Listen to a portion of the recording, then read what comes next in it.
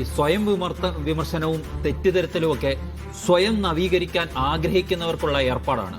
ഇന്ന് നേരത്തെ പറഞ്ഞ സ്വരാജിന്റെ പ്രസ്താവന കണ്ടപ്പോൾ എനിക്ക് തോന്നിയത് ആ പാർട്ടിയുടെ പുതുനിര പോലും നേതൃത്വം പോലും അങ്ങനെ ആഗ്രഹിക്കുന്നില്ല. അവർ ജനങ്ങൾക്ക് നേരെ കൊഞ്ഞനം കുത്തുകയാണ്. നമ്മൾ ഈ പറഞ്ഞതുപോലെ പിണറായി വിജയന്റെ ഏകപക്ഷീയമായ അല്ല അഹന്താപരമായ പെരുമാറ്റം മാത്രമാണോ ഇത്തരം വലിയ തെരഞ്ഞെടുപ്പ് തോൽവിയിലേക്ക് നയിച്ചത്?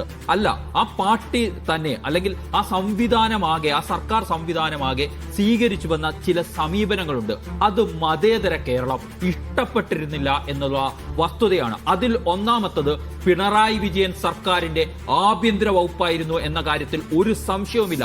രണ്ടാം പിണറായി സർക്കാരിന്റെ കാലത്തെ ആഭ്യന്തര വകുപ്പ് പൂർണ്ണമായും സംഘപരിവാറിന് കീഴടങ്ങിക്കൊണ്ടാണ് മുന്നോട്ട് പോയത്. അവിടെ തെറ്റുതിരുത്താനുള്ള ഒച്ചപ്പാടുകൾ എപ്പോഴൊക്കെ ഉണ്ടായിട്ടുണ്ടോ അവിടെ അടിച്ചമർത്തുക എന്ന നയമായിരുന്നു പിണറായി വിജയൻ സ്വീകരിച്ചു വന്നത്.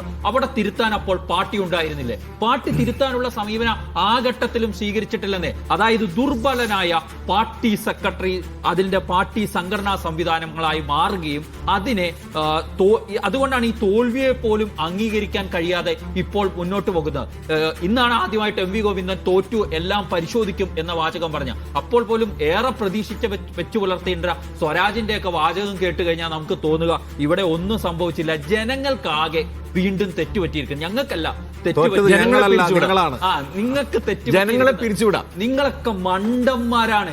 പുച്ഛം കാണിക്കുകയാണ് ജനങ്ങളോട്. ഇത്തരം പരിപാടികളൊക്കെ ആയിട്ട് മുന്നോട്ട് പോവുകയാണെങ്കിൽ ഈ പാർട്ടിക്ക് ഒരു കാലത്തും തിരുത്താൻ കഴിയില്ലെന്ന് മാത്രമല്ല, ഈ CPM സ്വീകരിച്ച തീവ്ര ഹിന്ദുത്വ സമീപനമുണ്ട്.